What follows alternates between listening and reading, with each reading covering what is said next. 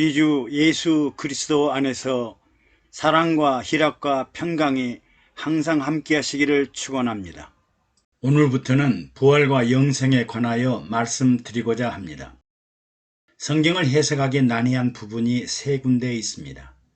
첫째는 창세기의 생명과와 선악과, 두 번째는 예수 그리스도의 동정녀 탄생, 세 번째는 예수 그리스도의 십자가 죽음 이후에 부활과 영생에 관한 부분입니다. 이 세 부분에 관한 명확한 이해가 있어야 신앙관의 중심이 서게 되고 성경이 참으로 보석과 같은 진리이며 하나님의 계획에 탐복을 하며 예수님의 말씀이 생명과 영생의 복음임을 깨닫고 할렐루야 하면서 만세를 부르게 될 것입니다. 그리고 성경의 1.1핵이 거짓이 없는 진리임을 알고 자부심을 가지고 증거하게 됩니다. 이 세 부분은 불분명한 인식과 잘못된 오해와 자의적인 해석으로 오늘날도 많은 사이비 이단 세력들이 극성을 피우고 있습니다. 지금까지 만남과 동행 유튜브에 하나님 나라 지도자를 시청하신 분들은 쉽게 공감하실 것입니다. 우리는 항상 성부와 성자, 성령의 삼위일체 신앙 안에서 성경을 조명하며 성경을 바로 이해하고 하나님의 뜻과 계획, 목적 그리고 영광을 바라보게 됩니다. 그리고 현실의 세상 생활에서 마귀와 귀신들이 요란한 혼잡한 세상을 이겨내고 무엇이 진정한 예수 그리스도의 나라, 하나님의 나라 그리고 건강한 나라를 분별하며 가장 올바른 신앙생활을 할 수 있습니다. 그러므로 미혹당하지 말아야 됩니다. 그러려면 신앙의 기본과 근본이 잘 되어야 합니다. 그리고 속지 말아야 합니다. 오직 예수 그리스도만이 길이요 진리요 생명이며 영원한 천국이기 때문입니다. 마귀에게 틈을 보이지 말아야 합니다. 육신의 정욕과 안목의 정욕과 이생의 자랑을 따라 살면 선악과를 따먹게 됩니다. 시험에 빠지지 말아야 합니다. 오직 성령 충만하여 성령과 연합하고 인도를 받아야 합니다. 그러면 부활과 영생이 왜 중요할까요? 구원받은 영혼들, 중생한 영혼들, 성령 충만한 영혼들, 교회 생활하는 영혼들이 흔들리지 않는 믿음 생활을 유지하면서 하나님 나라의 영광의 결실을 맺어야 하기 때문입니다. 어떻게 신앙생활 하느냐에 따라 영광스러운 열매와 결실이 다르기 때문입니다. 열매와 결실이 없는 무화과 나무가 되느냐, 속이 비거나 알맹이가 없는 쭉정이가 되느냐, 강하고 바르게 자란 기둥 같은 나무가 되느냐, 아니면 지푸라기처럼 되느냐, 빛과 소금의 사명을 다할 것인가, 아니면 아무 쓸모없이 길가에 버려지고 밟힐 것이냐. 성령으로 거듭나기 전에는 육체가 중심인 육신의 사람으로 살았으나 성령 세례받고 성령 충만한 성도는 하나님의 사람, 하나님의 자녀로 신분과 지위가 변했는데 이에 합당한 영혼과 생명을 위해 얼마나 영광을 맺었는가 하는 일입니다. 또 성령을 부어주신 이유가 육체로 성령의 도구가 되어 주인이신 성령이 인도하고 가르치는 일을 해야 하는데 주인이신 성령에 얼마나 순종하였는가, 얼마나 강하고 튼튼한 열매를 맺었는지, 성령의 사람인지 거역하고 불신하는 세상 사람인지 부활의 공력이 각기 다르기 때문입니다. 오늘날 많은 성도님들은 목사님의 설교를 중심으로 교회에 충성하고 봉사하고 절제된 생활을 하고 기도와 구제와 선교를 하면 축복받는다고 믿습니다. 그런데 몇 년이 흘러도 자신이 기대했던 축복에 이르지 못하면 교회와 목사님에게 권태를 느끼고 부정적인 사고를 갖게 되고 노골적으로 비판하고 교회 공동체를 분란과 혼동의 소용돌이에 빠지게 합니다. 이들은 11조를 현대 사회에서도 해야 하는가? 목사님들과 교회는 11조를 해야 축복을 받는다고 하는데 옳습니까? 하고 회의를 합니다. 나의 헌금과 11조와 감사 예물이 나를 구원해 주신 주님께 감사하고 찬양하는 예물로 하나님께로 드린다고 생각하면 인색하지도 않고 오히려 즐겁고 기쁜 감사와 찬양이 될 것입니다. 그러나 내가 11조를 교회나 목사님에게 드린다고 하면 원망과 불평이 나오게 됩니다.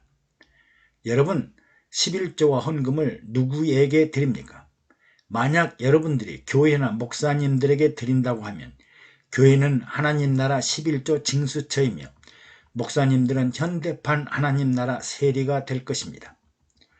물론 11조와 헌금의 사용처가 하나님 나라가 아니라 교회나 목사님들이 자의적으로 사용한다면 하나님께 엄청난 범죄를 저지르고 있을 것입니다. 구약에는 안식일을 지키지 않으면 돌에 맞아 죽었는데 오늘날 주일 성수를 못하면 정말 벼락을 맞는가? 우리는 6일을 일하는데 목사님들은 주일 하루만 일하고 있지 않는가 하고 비난과 불평을 하기도 합니다. 여러분, 6일을 열심히 일하고 7일에 쉬는 게 행복할까요? 6일을 아무 일도 안 하다가 주일 하루 일하는 사람이 행복할까요?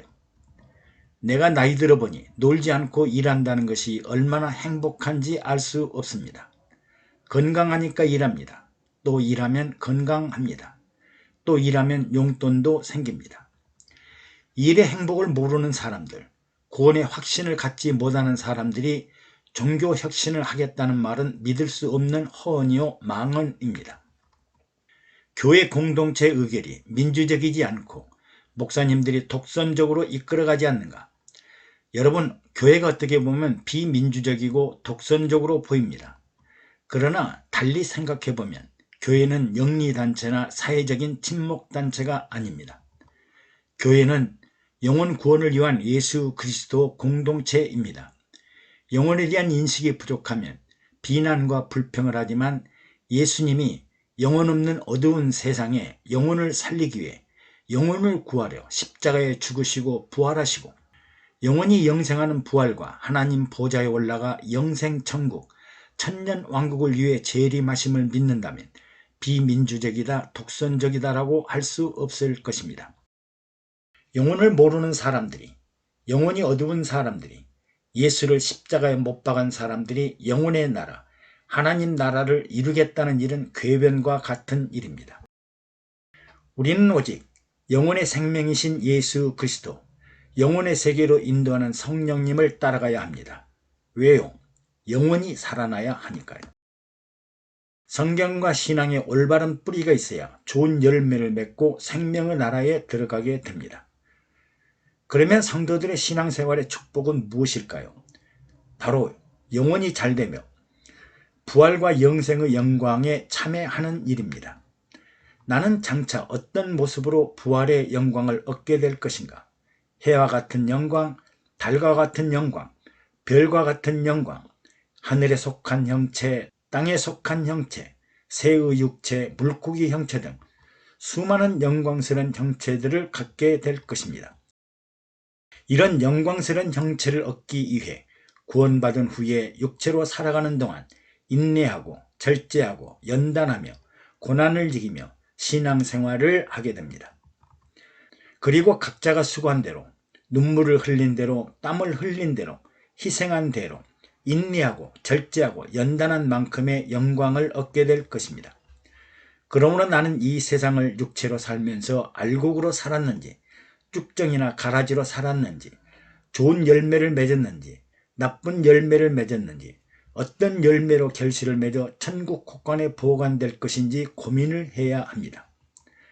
즉 육체로 사는 동안 나의 육체를 세상을 위해 헌신했는지, 하나님 나라를 위해 헌신했는지, 자신이 충성하고 헌신한 대로 세상의 상급을 받든지 하나님 나라 상급과 멸류관을 받든지 할 것입니다. 부활은 부활절의 행사를 위해 있는 일이 아닙니다. 성도는 항상 장차 하나님의 나라의 어떤 영광의 형체로 부활할 것인가? 그러기 위해서 우리는 육체로 이 세상을 사는 동안 어떻게 살아야 할 것인가 늘 기도하고 순종하고 성령 충만하여 부활의 영광을 위해 살아야 합니다. 감사합니다. 여러분의 좋아요, 구독과 댓글은 영상 제작에 많은 위로와 격려가 됩니다.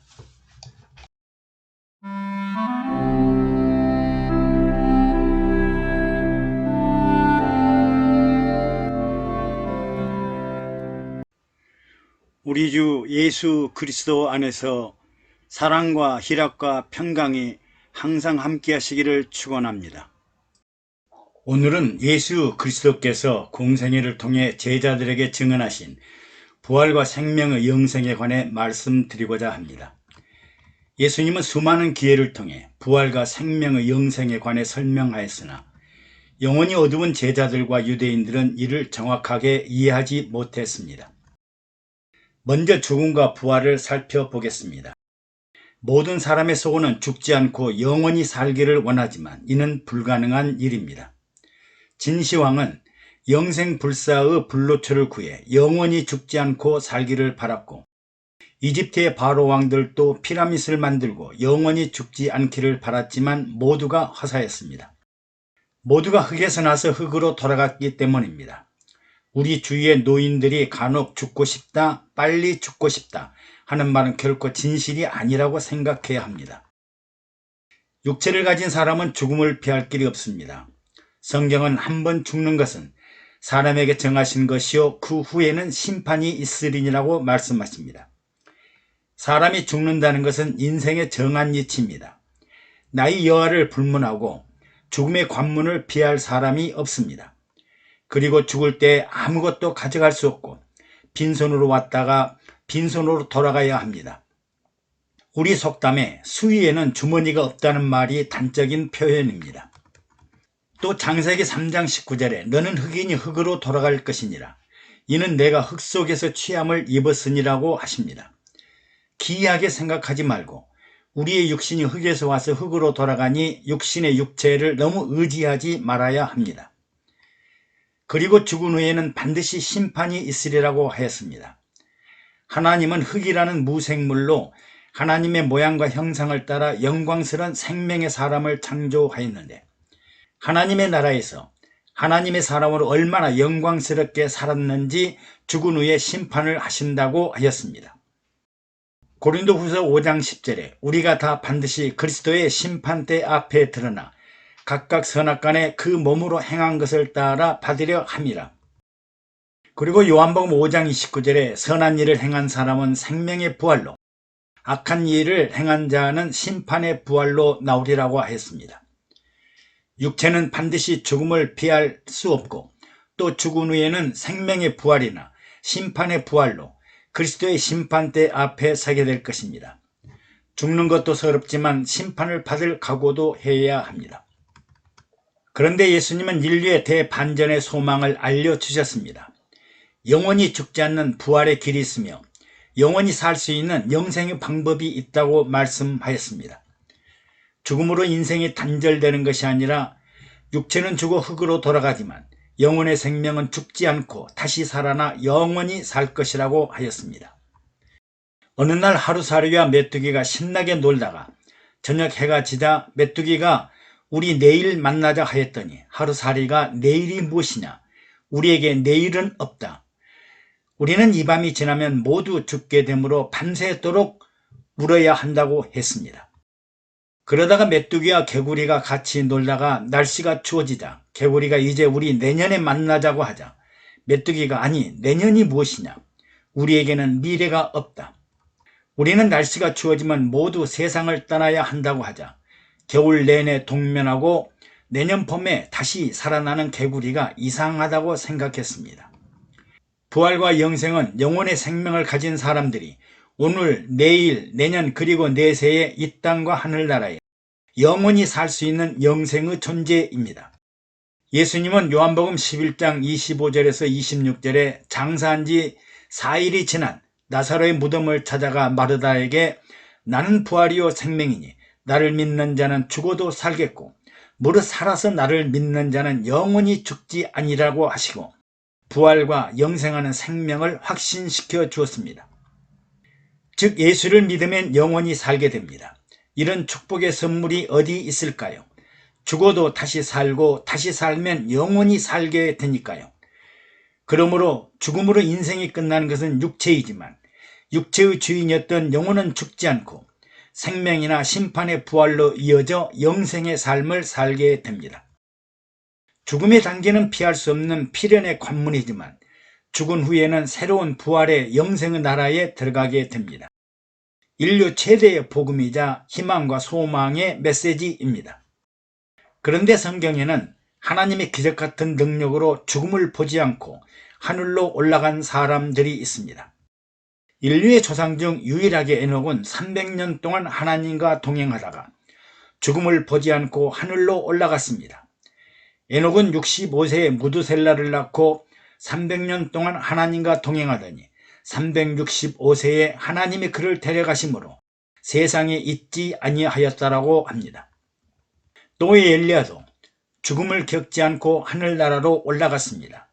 선지자 엘리야와 제자 엘리사가 요단강가에서 갑자기 하늘로부터 불수레와 불말들이 나타나더니 엘리야를 회리바람과 함께 하늘로 승천하였습니다. 우리는 마지막 때 하늘로 들려 올라가는 휴거를 궁금하게 생각하고 의아해 하겠지만 하나님의 능력이라면 죽음을 보지 않고 천상천국의 공중혼인잔치에 들림을 받게 될 것입니다. 또 예수님은 죽은 자들을 다시 살려내셨습니다. 예수님도 아버지께서 죽은 자들을 일으켜 살리심같이 아들도 자기의 원하는 자들을 살리느니라고 말씀하였습니다. 나인성 과부의 아들을 다시 살리셨는데 죽었던 자가 다시 일어나 앉아 말도 하였더라고 하였습니다. 또 예수님께서 장사한 지 나흘이 지난 나사로의 무덤을 찾아가 나는 부활이요 생명이니 나를 믿는 자는 죽어도 살겠고 무릇 살아서 나를 믿는 자는 영원히 죽지 아니하리라 하시고 죽은 나사로를 살리셨습니다. 하나님과 예수님은 사망과 생명의 세력들을 모두 무력하게 하실 수 있는 생명의 능력을 가지고 계심을 보여주셨습니다. 예수님은 자신의 부활과 영생을 스스로 증거하였습니다. 예수님은 요한복음 3장 13절에 하늘에서 내려온 자 곧 인자 외에는 하늘로 올라간 자가 없느니라 하시고 자신이 하늘로서 내려온 자요 하늘로 다시 올라갈 것이며 자신은 하나님의 아들이라고 증거했습니다. 이에 유대인들은 우리가 그의 아버지 요셉과 어머니 마리아를 아는데 제가 어찌하여 하늘로서 내려왔으며 하나님의 아들이라 하는가 하고 수군거리며 요동하였습니다. 그러나 예수님은 내가 하늘로서 내려온 것은 내 뜻을 행하려 함이 아니요 나를 보내신 이의 뜻을 행하려 함이니라고 말씀하였습니다. 그리고 영생에 관해 내 말을 듣고 또 나 보내신 이를 믿는 자는 영생을 얻었고 심판에 이르지 아니하나니 사망에서 생명으로 옮겼느니라. 즉 영생은 사망에서 생명으로 옮겨진다고 말씀하였습니다. 그리고 예수님은 아버지께서 죽은 자들을 일으켜 살리신 같이 아들도 자기의 원하는 자들을 살리느니라 하시고 나인성 과부의 아들의 장례 행렬을 보시고 죽은 자를 살리셨고 무덤 속에 장사한 지 나흘 된 죽은 나사로를 살리셨습니다. 그리고 유월절 성찬을 떼면서 내 아버지의 뜻은 아들을 보고 믿는 자마다 영생을 얻는 이것이니 마지막 날에 내가 이를 다시 살리리라. 요한복음 6장 54절에 내 살을 먹고 내 피를 마신 자는 영생을 가졌고 마지막 날에 내가 그를 다시 살리리라고 말씀하셨습니다. 예수님은 자신의 십자가 죽음과 부활을 스스로 증거하였습니다. 예수 그리스도께서 자기가 예루살렘에 올라가 장로들과 대제사장들과 서기관들에게 많은 고난을 받고 죽임을 당하고 제3일에 살아나야 할 것을 제자들에게 비로소 가르치셨습니다. 이 말씀을 들은 제자들은 이 일이 결코 주에게 일어나지 않을 것이라고 하였으나 예수님은 사단아 내 뒤로 물러가라. 너는 나를 넘어지게 하는 자로다. 내가 하나님의 일을 생각지 아니하고 도리어 사람의 일을 생각하고 있다고 책망하였습니다. 그리고 예수님은 유월절 전날 유대 장병들에게 붙잡히고 대제사장들과 장로들과 서기관들에게 모진 고난과 신문을 받고 새벽에 빌라도에게 인도되어 유월절 아침에 십자가 사형 선고를 받습니다. 예수님은 십자가 위에서 확실하게 죽으셨습니다. 로마 군인들에 의해 양손과 양발에 못 박히고 옆구리를 창에 찔리시고 온몸에 물과 피를 다 흘리시고 가시 면류관을 쓰시고 수많은 유대인들이 보는 앞에서 절규를 하시면서 아버지여 저희를 사하여 주옵소서 자기의 하는 일들을 알지 못함이니이다. 그리고 내가 다 이루었다 하시고 머리를 숙이시고 영원히 돌아가시니라 하였습니다. 아리마대 부자 요셉은 시신을 가져다가 정한 세마포에 싸서 바위 속에 판 새 무덤 속에 넣어두고 큰 돌을 굴려 무덤 문을 막아 두었습니다. 빌라도는 파수꾼을 보내어 힘껏 지키라 하고 무덤을 인봉하고 3일 동안 굳게 지키도록 하였습니다. 예수님은 안식 첫날 장사한 지 3일 만에 사망의 무덤을 박차고 일어나 부활하셨습니다. 막달라 마리아와 야고보의 어머니 마리아와 살로메가 빈 무덤을 발견하고 부활하신 예수님을 만났고 베드로와 제자들도 부활의 주님을 만났습니다. 엠마오로 내려가는 제자들에게 나타나시고 마가 다락방에 모여있던 제자들에게 나타나시고 디베리아 바닷가에서 고기잡이 하던 제자들에게도 나타나셨습니다. 예수님은 죽은 지 40일 후에 흰옷 입은 두 천사와 함께 하늘로 올리우셨습니다. 그리고 하나님 보좌 우편에 서 계시는 것을 보노라 하고 성령 충만한 스데반 집사는 순교를 당하면서 증거하였습니다. 예수님은 인류의 최고의 소원인 죽지 아니하고 영원히 사는 부활과 영생을 가르치셨습니다. 육체는 흙에서 나와 흙으로 가는 사망의 세력에 붙잡힐 수 있으나 믿는 자들의 영혼은 영원히 죽지 않는 불멸의 나라가 있음을 가르치셨고 실제로 자신의 죽음과 부활을 통해 증거하셨습니다.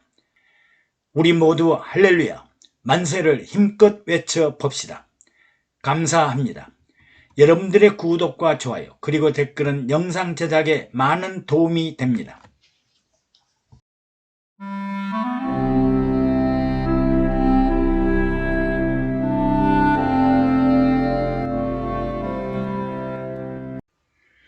우리 주 예수 그리스도 안에서 사랑과 희락과 평강이 항상 함께 하시기를 축원합니다. 오늘은 영혼의 부활과 육체의 부활에 관해 말씀드리고자 합니다. 먼저 부활은 육체와 영혼의 주종관계를 파악하는 데 아주 중요합니다.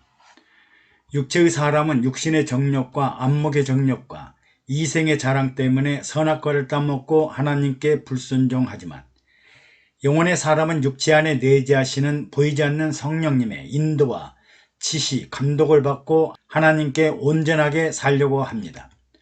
육체의 사람은 육체가 주인이고 육신의 욕망을 따라 살지만 성령의 사람은 성령님이 주인이 되어 육체를 도구로 사용하여 하나님의 일을 합니다.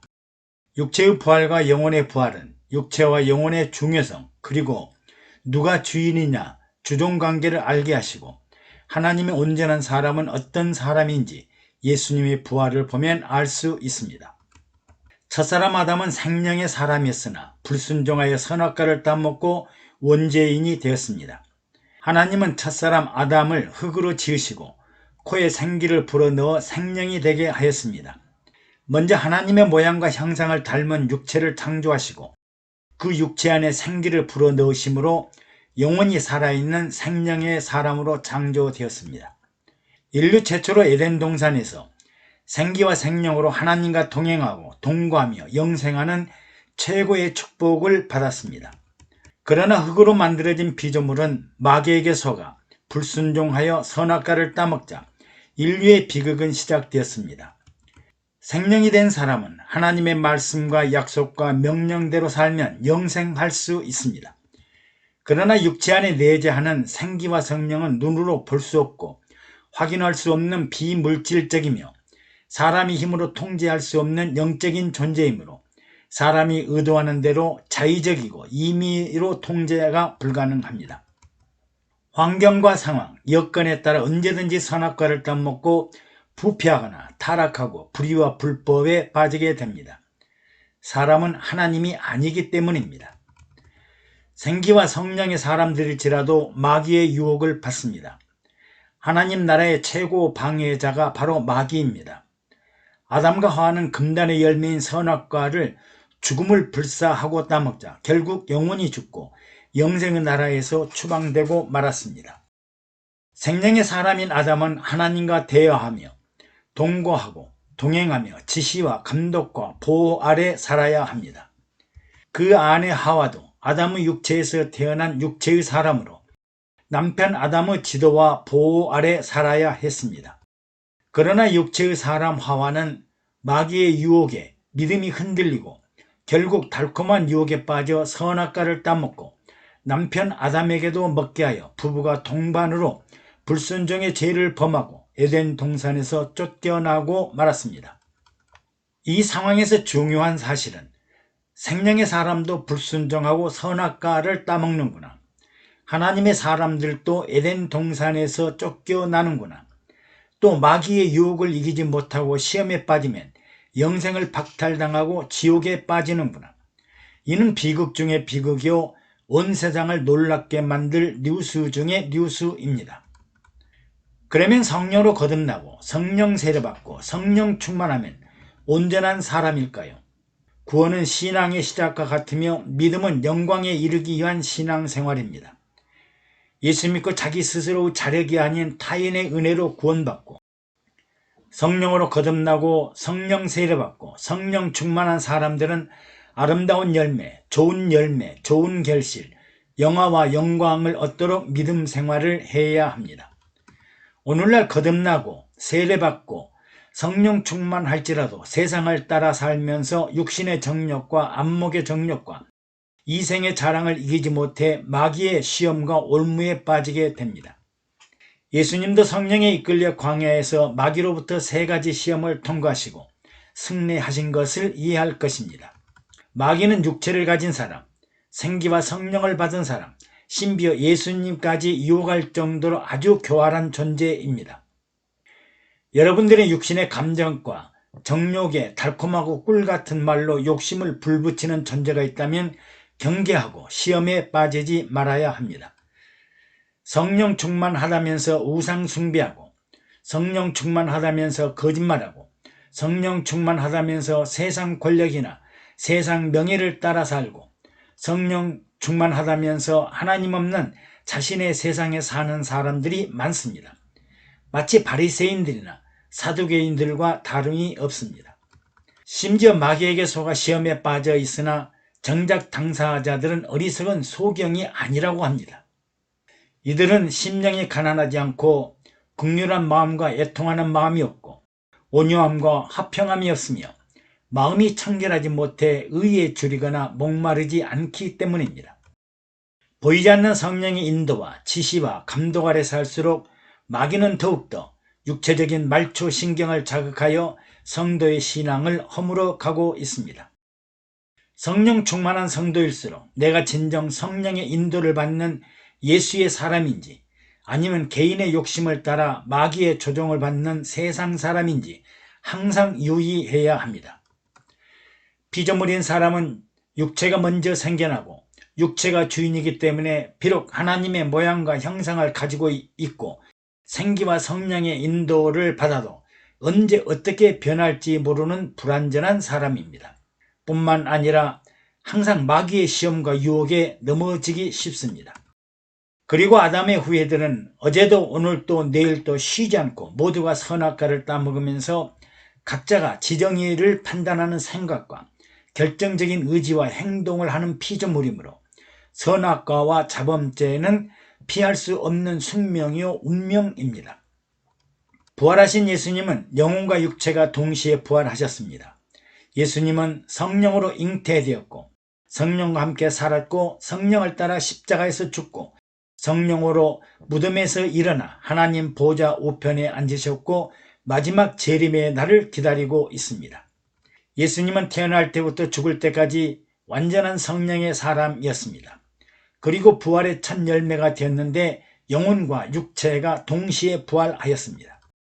예수님은 무덤 곁에 서 있는 마리아에게 나를 만지지 말라. 내가 아직 아버지께로 올라가지 못하였노라.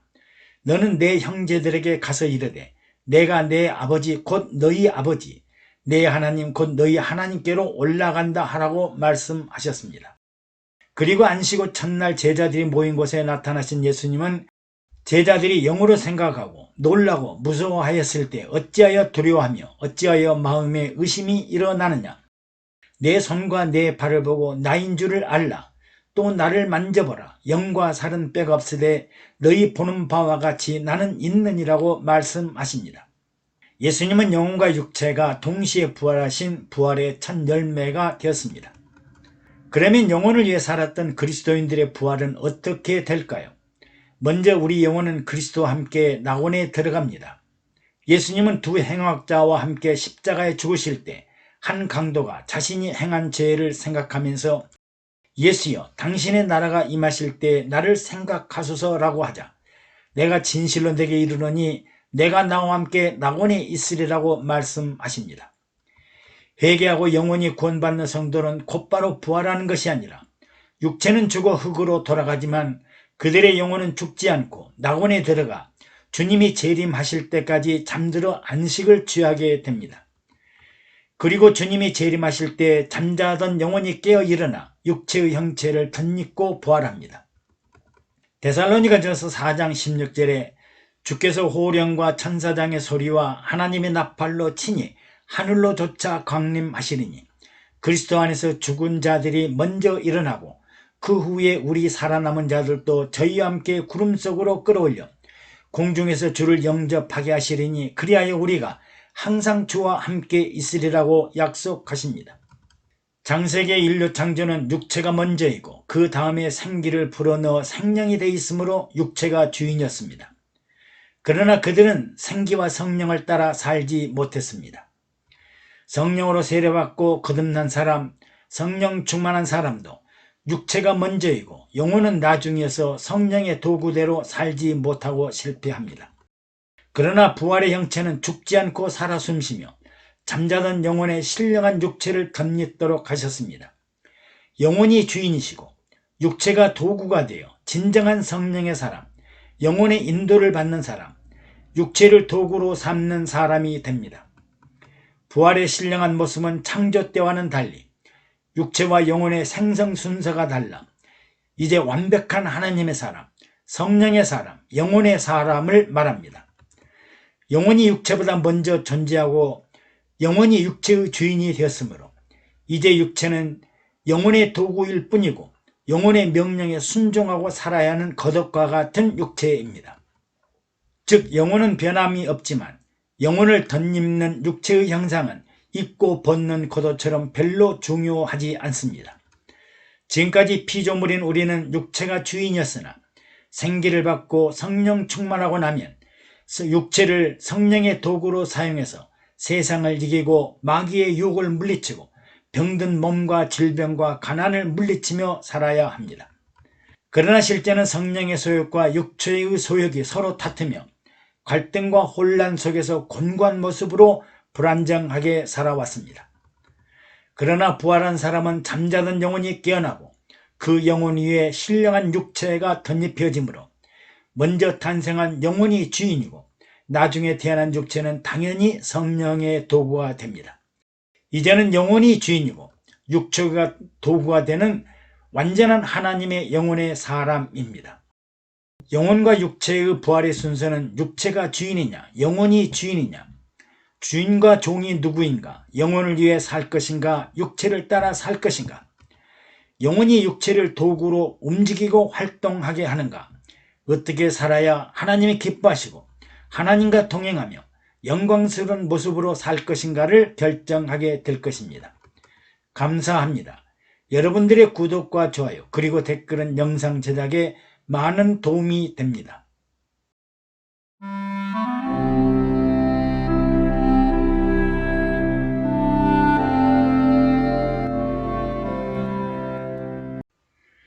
우리 주 예수 그리스도 안에서 사랑과 희락과 평강이 항상 함께 하시기를 축원합니다.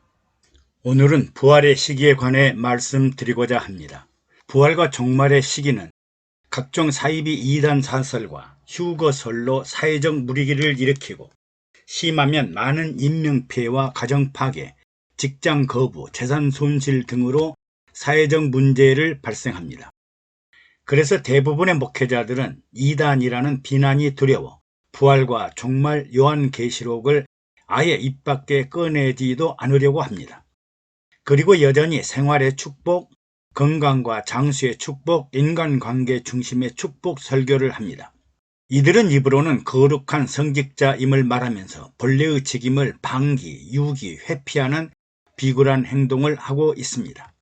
세상 끝날에는 반드시 종말이 있고 부활과 상급과 멸류관이 있습니다.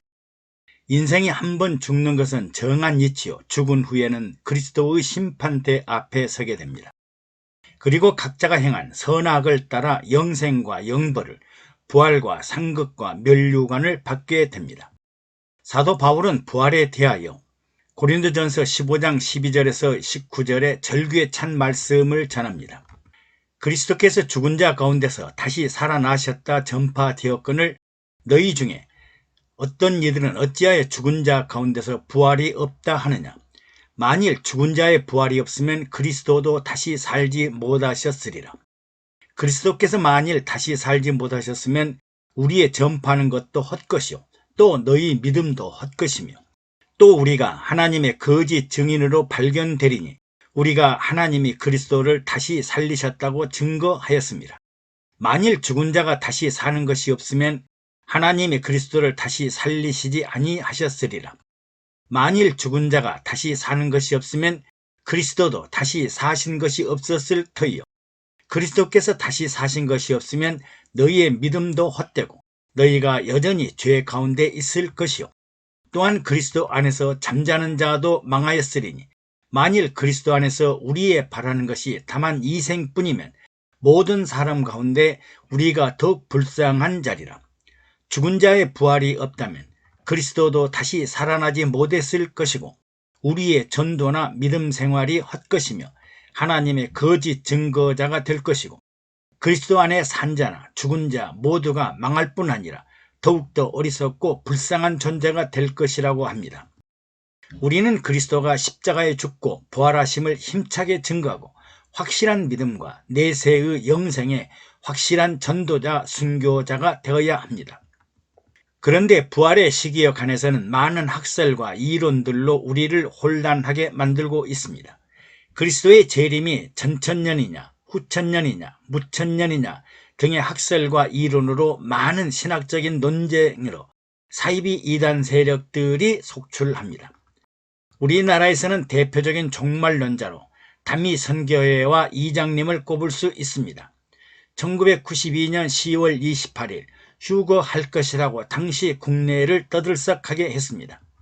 혹시 그날 휴거하지 못하면 어떡하나 하고 직장을 포기하고 집단 가출을 하면서 그 집회에 구름같이 몰려들었습니다. 그러나 10월 28일에 휴거는 없었고 이장님은 34억을 착취한 사기범으로 감옥에 갔으며 1993년 출소하여 새하늘 교회를 다시 개척하고 새로운 선교회를 조직하여 활동하고 있다고 합니다. 오늘날도 그는 당시 상황을 생각하면서 많은 분들께 죄송하게 생각하지만 부활은 반드시 있으며 휴거는 언젠가 반드시 일어난다라고 합니다. 그의 주장은 초등학생들도 아는 수준의 믿음으로 수많은 사람들을 미혹하였습니다. 종교 지도자 여러분, 속이지 마십시오. 그리고 성도 여러분, 속지 마세요. 바른 신앙, 건전한 신앙생활을 하지 못하면 엉뚱한 이단 세계로 빠져들고 맙니다. 부활의 최종 목적은 하나님이 우리와 함께 하시기 위함입니다. 우리들의 최종 목적은 부활을 통해 하나님과 함께 영원한 천년 왕국에서 영원히 함께 살기를 원합니다. 이생의 현실에서는 육신 때문에 온전한 신앙생활이 어렵고 마귀의 유혹을 완전하게 뿌리치고 살 수 없기 때문입니다. 마귀가 없고 육신의 욕망이 없는 곳에서 신랑이신 그리스도와 함께 천년 왕국에 사는 일입니다.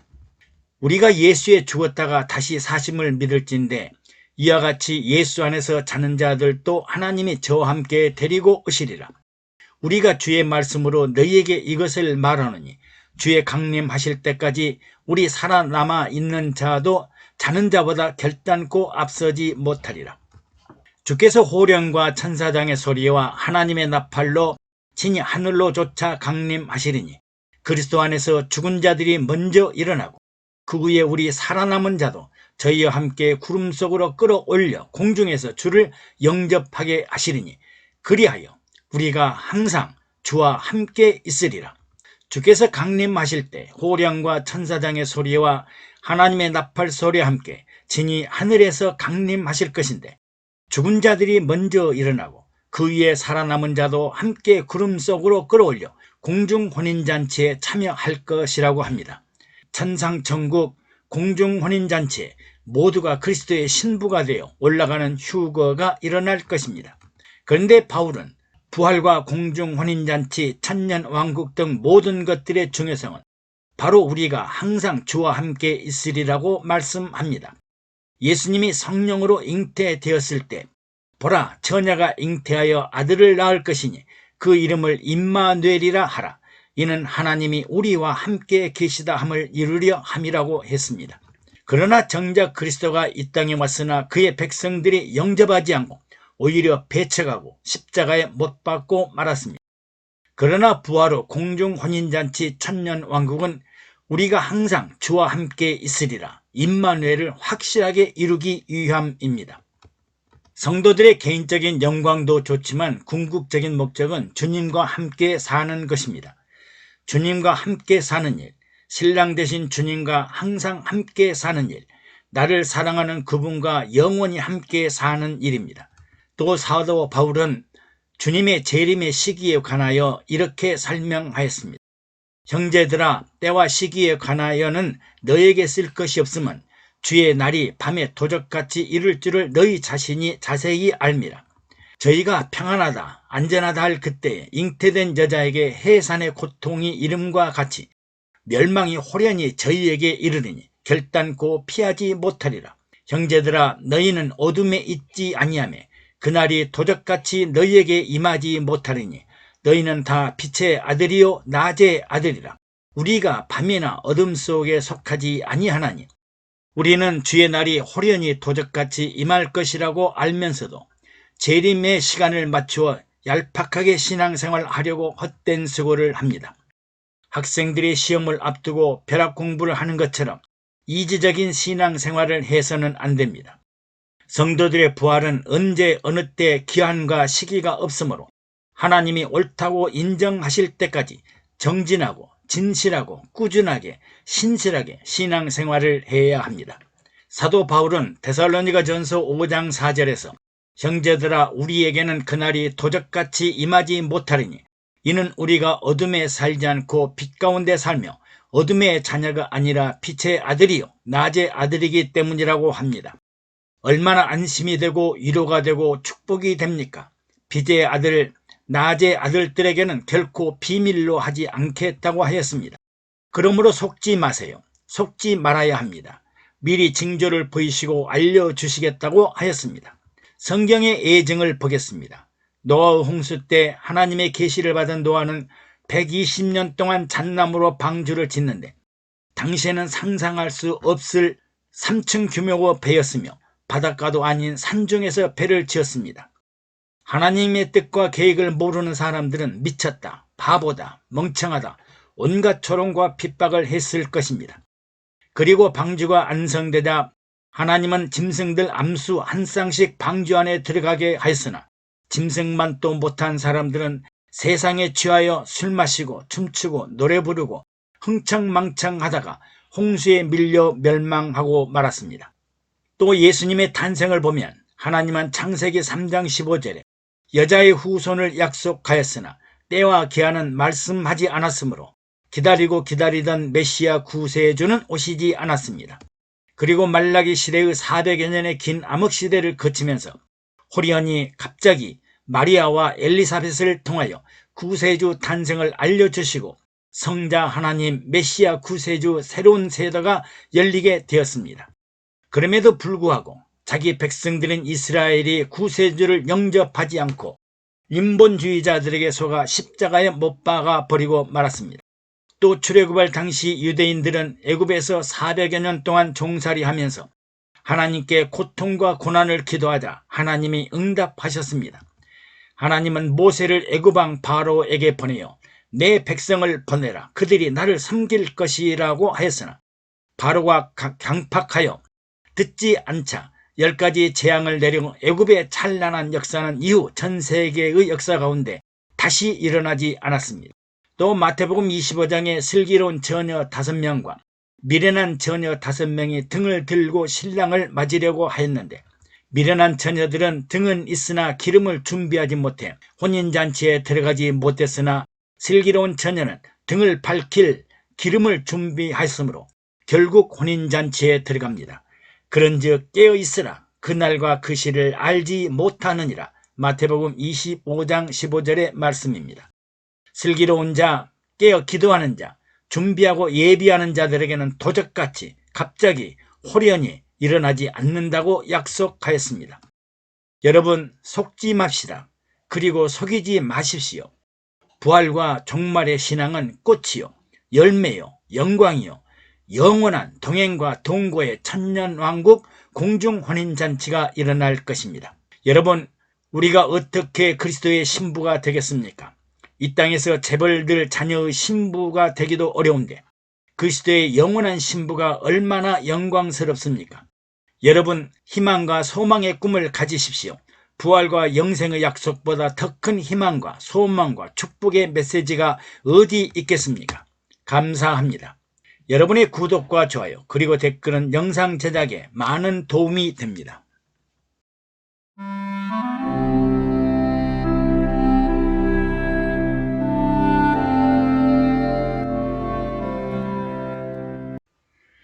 우리 주 예수 그리스도 안에서 사랑과 희락과 평강이 항상 함께 하시기를 축원합니다.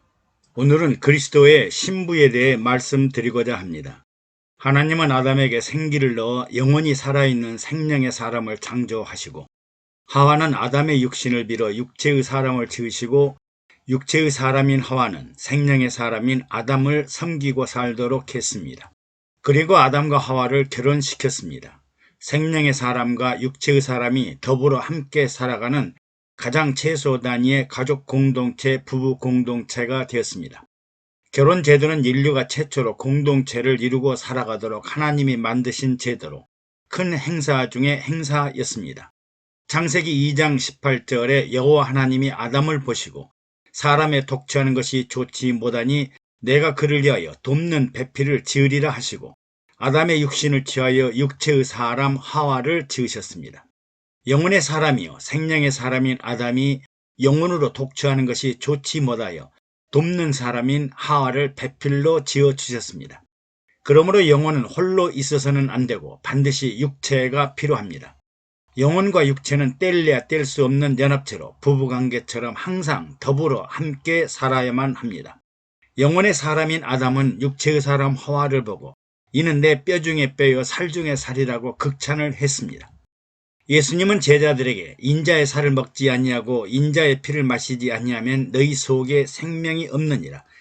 내 살을 먹고 내 피를 마신 자는 영생을 가졌고 마지막 날에 내가 그를 다시 살리리니 내 살은 참된 양식이요 내 피는 참된 음료로다. 아담이 하와를 내 뼈 중에 뼈요 살 중에 살이라고 한다면 그리스도에게 성도는 내 피 중에 피요 내 살 중에 살과 같은 아주 사랑스러운 존귀한 존재들입니다. 하와가 아담에게 돕는 배필이었다면 성도는 그리스도를 돕는 영혼의 지체들이며 지체는 영혼의 도구들로 사용되어야 합니다. 하나님은 아담과 하와를 결혼시키면서 남자가 부모를 떠나 그 아내와 연합하여 둘이 한 몸을 이룰지로다라고 하셨습니다. 어떻게 두 사람이 한 몸이 되느냐고요? 두 사람이 연합하여 한 몸을 이룬다고 하였습니다. 두 사람이 육체적으로 한 몸이 되는 것이 아니라 마음과 생각과 뜻과 행동을 서로 공유함으로 한 사람처럼 된다는 의미입니다. 가치관이 다르고 사상이 다르고 이념이 다르면 서로 공유할 수 없고 연합할 수 없습니다. 왜 이혼을 할까요? 바로 마음과 생각과 뜻과 행동이 서로 연합하지 못하기 때문에 갈등이 생겨 이혼하게 됩니다. 그러므로 마음과 생각과 뜻과 행동을 공유하는 일이 바로 연합하여 공동체를 이루는 가장 중요한 핵심이며 하나님의 뜻과 계획입니다. 예수님은 제자들에게 내 살을 먹고 내 피를 마시는 자는 내 안에 거하고 나도 그 안에 거하나니라고 하시므로 예수님과 제자들이 피와 살로 연합하여 하나가 된다고 하였습니다. 제자들은 또 다른 예수가 된 것입니다. 교회 공동체도 예수 그리스도를 중심으로 한마음 한뜻을 가지고 같은 말을 하는 사랑과 생명의 공동체입니다. 예배와 기도와 찬양과 봉사와 구제를 통해 하나가 된 사랑과 생명의 공동체입니다. 사도 바울은 남편과 아내의 관계를 그리스도와 교회의 신비한 관계라고 하면서 이렇게 설명하였습니다. 아내들이여 자기 남편에게 복종하기를 주께 하듯 하라. 즉 하와는 아담을 주님으로 생각하고 섬겨야 했습니다. 그러나 육체의 사람인 하와는 금단의 선악과를 따먹고 생명의 사람인 아담에게도 먹게 하므로 영혼과 육체를 연합하려는 하나님의 공동체의 계획이 망가져 버렸습니다. 그리고 남편이 아내의 머리됨과 같이 그리스도께서 교회의 머리됨과 같음이니 그가 친히 몸의 구주시라고 하였습니다. 요즘 교회의 일탈은 그리스도 없는 교회, 머리가 없고 몸통만 있는 교회, 주님이 없고 사람이 주인이 되고 신본주의가 없고 인본주의가 중심이 되는 이런 교회들은 머리가 없고 몸통만 존재하는 이미 생명력이 없는 죽은 교회요. 세상 욕심을 이루려는 세상 이익 공동체와 다름이 없습니다. 우리 교회의 주인은 그리스도입니까? 아니면 목사님, 장로님들, 성도들이 민주적으로 활동하는 사람들이 주인이 된 교회입니까? 그리스도가 머리가 되고 주인이 되어야 합니다. 우리 교회는 주님이 살아있는 교회입니까? 머리가 없고 몸만 살찌는 비만한 교회입니까? 당신의 신랑은 육체적인 남편입니까? 그리스도가 신랑입니까? 당신이 바로 그리스도의 아내요 신부입니다. 그리스도의 신부는 신랑을 맞이하려는 신부처럼 아름답고 깨끗하고 성결하고 정결하고 맑고 밝은 신부 단장을 해야 합니다. 우리는 남녀노소를 불문하고 모두가 그리스도 앞에서 신부들이요 아내요 육체에서 태어난 육체의 사람들이기 때문입니다. 남편들도 아내 사랑하기를 그리스도께서 교회를 사랑하시고 이하여 자신을 주심과 같이 하라. 그리스도께서 신부들을 위하여 교회를 위하여 자신을 주심과 같이 하라고 하셨습니다. 그리스도께서 신부인 성도들을 위하여 살과 피를 먹고 마시게 하시고 십자가에서 자신을 희생의 제물로 온전하게 드림같이 그렇게 사랑하라는 것입니다. 구원받은 성도들의 신랑은 예수 그리스도입니다. 나의 영혼에 참된 음료와 참된 양식을 주시는 분이 예수 그리스도입니다. 천국으로 인도하시고 부활과 영생으로 인도하시는 생명나무와 생명과일이 바로 예수 그리스도입니다. 성도는 예수 그리스도의 피와 살, 즉 참된 음료와 참된 양식을 먹고 영혼의 생명을 공급받아 살아가는 그리스도의 신부들입니다. 그리고 그리스도의 신부들은 신랑인 그리스도의 영광을 위해 살아야 하는 영광스러운 도구들입니다. 또 예수님은 또 다른 보혜사 성령님을 보내주시겠다고 하였습니다. 내가 아버지께 구하겠으니 그가 또 다른 보혜사를 너희에게 주사 영원토록 너희와 함께 있게 하시리니 저는 진리의 영이라 이는 저를 보지도 못하고 알지도 못함이라. 그러나 너희는 저를 아나니 저는 너희와 함께 거하시며 또 너희 속에 계시겠습니다. 보혜사는 돕는 자입니다. 가까이 다가와서 가르치시고 생각나게 하시고 알려주시고 깨닫도록 도와주십니다. 그러므로 또 다른 보혜사 성령님은 성도들의 영혼을 살리고 천국으로 인도하고 부활과 영생 천국과 천년 왕국으로 가도록 돕는 영적 존재가 바로 성령 하나님이십니다. 그분은 스승처럼 우리를 가르치시고 하나님의 기쁜 뜻을 생각나게 하시고 하나님의 비밀스러운 계획을 깨닫게 하시고 영생의 길로 인도하시고 생명의 길을 지시하시고 연약한 자들을 위로하시고 격려하시고 책망하시고 감독하시는 돕는 성령 하나님이십니다. 그러므로 육체로 사는 사람들은 성령 충만해야 나를 돕는 보혜사 성령 하나님과 동행하고 동거할 수 있습니다. 10처녀 비유에서 어리석은 5처녀는 등은 준비했으나 등을 밝힐 기름을 준비하지 못해 천국 혼인잔치에 들어가지 못했습니다. 처녀들은 신랑을 맞이하기 위해 저마다 큰 등, 작은 등, 좋은 등, 감나가는 등 아름다운 채색을 한 다양한 등을 준비했을지라도 기름이 없으면 아무 쓸모 없습니다. 즉 하드웨어가 아무리 튼튼하고 보기 좋고 아름다워도 소프트웨어가 부실한 컴퓨터는 아무런 쓸모가 없습니다. 그리스도의 신부는 성령의 기름을 충만하게 준비하여 그날이 이르면 등불을 밝혀야 신랑 맞을 준비가 완료됩니다. 우리는 신부 화장을 해야 합니다. 육체의 화장이 아니라 마음과 생각과 뜻과 행실에 아름답고 정결하고 깨끗하고 맑고 밝은 부활할 신부의 모양과 형체로 변해야 합니다. 그래야 주님이 다시 오시는 날 부활하여 천국 혼인잔치에 참석하여 그리스도의 신부가 되고 천년 왕국에서 그리스도와 함께 영생 천국의 삶을 살게 됩니다. 오늘 결론은 다음 질문으로 가름하고자 합니다. 당신은 남편입니까? 아내입니까? 섬김을 받는 자가 큰 자일까요? 섬기는 자가 큰 자일까요? 섬기는 부모님이 큰 자일까요? 돌봄을 받는 자녀들이 큰 자일까요? 국민을 왕처는 섬기는 지도자가 큰 자일까요? 백성들 위해 군림하는 지도자가 큰 자일까요? 우리를 돕고 섬기는 성령님이 큰 자일까요? 섬김을 받고 도움을 받는 육체가 큰 자일까요? 구원받는 성도는 이를 심각하게 생각해야 합니다. 우리 모두 부활에 참여하고 그리스도의 신부가 되기를 간절히 축원합니다. 감사합니다. 여러분들의 구독과 좋아요 그리고 댓글은 영상 제작에 많은 위로와 격려가 됩니다.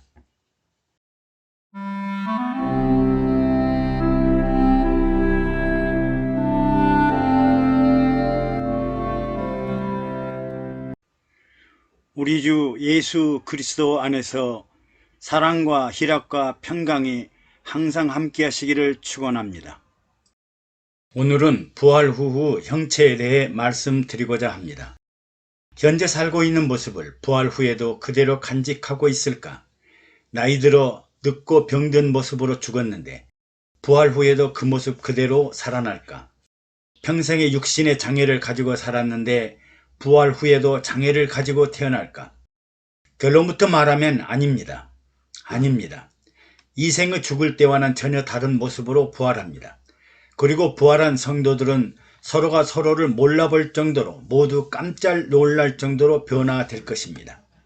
우리나라는 성령 천국입니다. 성령 전과 성령 후 모습은 놀라보게 달라집니다.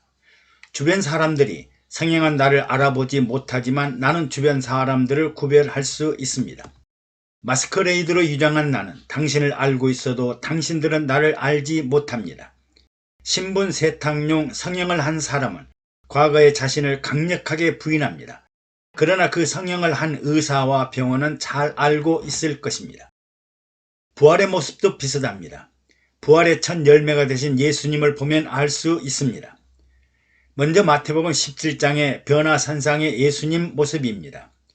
예수님은 베드로와 야고보와 요한을 데리고 높은 산에 올라가셨는데 그 얼굴이 해같이 빛나고 옷이 빛과 같이 휘어졌더라고 했습니다.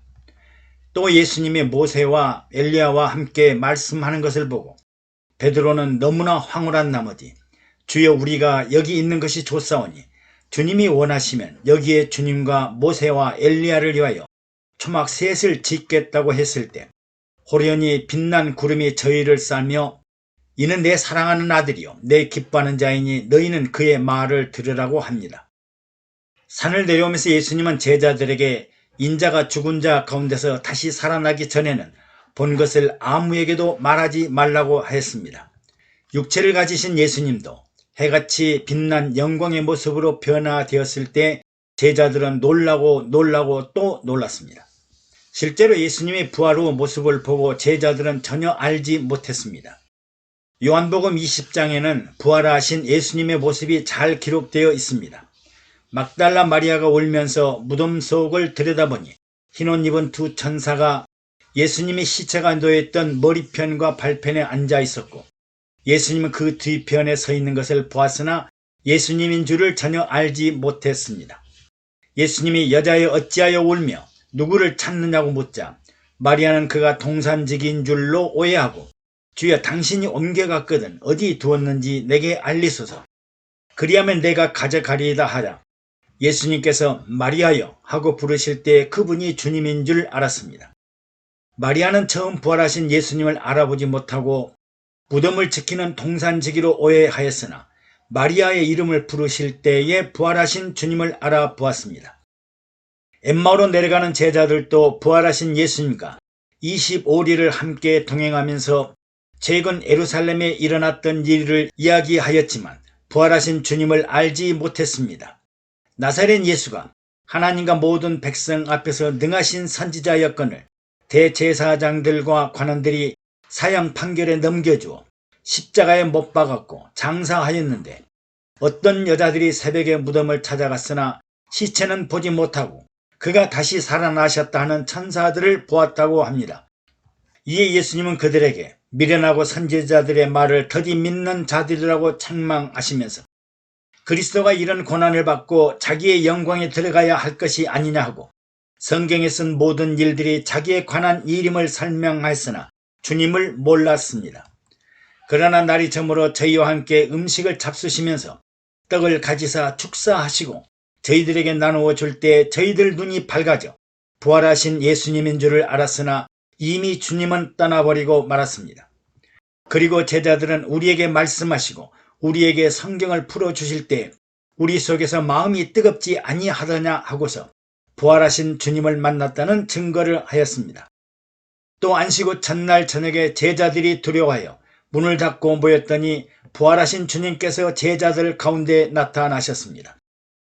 제자들은 무섭고 놀라며 예수님의 영이 나타났다고 생각하였는데 예수님은 어찌하여 너희가 두려워하며 마음에 의심하느냐. 내 손과 내 발을 보고 나인 줄 알라. 또 나를 만져보라. 영은 살과 뼈가 없으나 너희 보는 바와 같이 나는 있느니라고 말씀하십니다. 부활하신 예수님은 살아 계셨을 때의 육체의 모습이나 십자가에 죽으실 때의 모습이 아닙니다. 이전의 육체와는 완전히 다른 모양과 형상으로 변화되어 알아보지 못했습니다. 우리들의 부활의 모습도 생전의 모습과는 전혀 달라질 것입니다. 이전에 아름답거나 추한 모습이거나 장대한 모습이거나 예수한 모습이거나 이전의 모습을 기억하면서 천국이나 지옥에서 찾으려고 하면 전혀 찾을 수 없을 것입니다. 모두 형체가 변해 있으니까요. 그러므로 어떤 분들이 천국에 다녀왔다, 지옥에 다녀왔다, 그리고 지옥에 누구누구가 앉아 있더라는 말은 미혹하는 말이므로 속지 말아야 합니다. 속지 마십시오. 미혹당하지 마십시오. 부활의 모양과 형체는 하나님의 뜻대로 형체를 주십니다. 사도 바울은 부활의 모양과 형체에 관해 누가 묻기를 죽은 자들이 어떻게 다시 살며 어떠한 몸으로 오느냐 하리니 어리석은 자여 너의 뿌리는 씨가 죽지 않으면 살아나지 못하겠고 또 너의 뿌리는 것은 장래 형체를 뿌리는 것이 아니요 다만 밀이나 다른 것을 알갱이 뿐으로 하나님이 그 뜻대로 저에게 형체를 주시되 각 종자에게 그 형체를 주시느니라. 어떤 형체로 부활할 것인가는 사람의 욕구가 아니라 하나님의 뜻대로 다시 나타납니다. 현재 우리가 뿌리는 씨앗의 종자는 보잘것없는 밀이나 알갱이지만 이들이 땅에 뿌려져 죽고 썩어 다시 태어날 때 아름다운 영광의 형체는 하나님이 결정하십니다. 사람은 부끄럽고 볼품없는 행실의 씨앗을 심었어도 하나님 나라의 꽃과 영광과 열매는 완전하게 다를 것입니다. 장차 미래의 형체를 씨앗인 종자에게 주십니다. 그러므로 좋은 열매가 장차 좋은 씨앗과 좋은 형체를 갖는 근본이 될 것입니다. 그러므로 우리 신앙은 좋은 알곡, 좋은 열매를 맺도록 노력해야 합니다. 사람들은 보잘것없는 행실로 심었으나 하나님 나라 꽃과 영광은 완전하게 다릅니다. 우리가 이 땅 현실 세계에서 누리고 살았던 세상 부귀, 세상 영광, 세상 권세, 세상 아름다움과 명예는 흙이나 먼지처럼 사라질 것입니다. 그러나 장차 부활의 영광스러운 모습과 형체는 종자나 씨앗 속에 간직하고 있을 것입니다. 사도 바울은 장차 나타날 부활할 육체의 영광을 이렇게 설명하고 있습니다. 또 육체는 다 같은 육체가 아니니 하나는 사람의 육체요, 하나는 짐승의 육체요, 하나는 새의 육체요, 하나는 물고기의 육체라. 하늘에 속한 형체도 있고 땅에 속한 형체도 있으나 하늘에 속한 자의 영광이 따로 있고 땅에 속한 자의 영광이 따로 있으니 해의 영광도 다르며 달의 영광도 다르며 별의 영광도 다른데 별과 별의 영광이 다르도다. 죽은 자의 부활도 이와 같으니 썩을 것으로 심고 썩지 아니할 것으로 다시 살며 욕된 것으로 심고 영광스러운 것으로 다시 살며 약한 것으로 심고 강한 것으로 다시 살며 육의 몸으로 심고 신령한 몸으로 다시 사나니 육의 몸이 있은즉 또 신령한 몸이 있느니라고 말씀하십니다. 부활의 형체는 사람과 짐승과 새들과 물고기들의 형체가 있듯이 땅에 속한 육체, 하늘에 속한 형체 등으로 다양하게 나타날 것입니다. 그리고 이들의 영광이 서로 다릅니다. 하늘에 속한 사람들의 영광과 땅에 속한 사람들의 영광이 서로 다르다고 했습니다. 그리고 그 영광도 해의 영광이 다르고 땅의 영광도 다르고 별과 별의 영광도 다르게 나타날 것입니다. 부활의 영광과 형체는 썩을 것으로 심고 썩지 아니할 것으로 다시 살며, 욕된 것으로 심고 영광스러운 것으로 다시 살며, 약한 것으로 심고 강한 것으로 다시 살며, 육의 몸으로 심고 신령한 몸으로 다시 살아날 것입니다. 육신의 몸이 있은즉 또 신령한 몸이 있다는 것을 기억해야 합니다. 부활의 서로 다른 형체와 영광이 종자 씨앗 속에 있으므로 이 땅에서 수고하고 애쓰고 땀 흘리고 눈물을 흘린 만큼 좋은 부활의 종자 씨앗이 될 것입니다. 부활 후 그리스도의 신부도 이 땅에서 수고하고 애쓰고 땀 흘리고 노력한 대로 다른 형상으로 부활할 것입니다. 그러므로 그리스도의 신부가 될 성도는 이 땅에 사는 동안 좋은 씨앗을 심고 봉사하고 기도하고 구제하고 땀 흘리고 노력해야 합니다. 부활하신 주님의 영광스러운 형체를 제자들도 알지 못했던 것처럼 성도들의 부활의 모습도 완전히 다른 영광의 모양과 형체로 변화될 것입니다.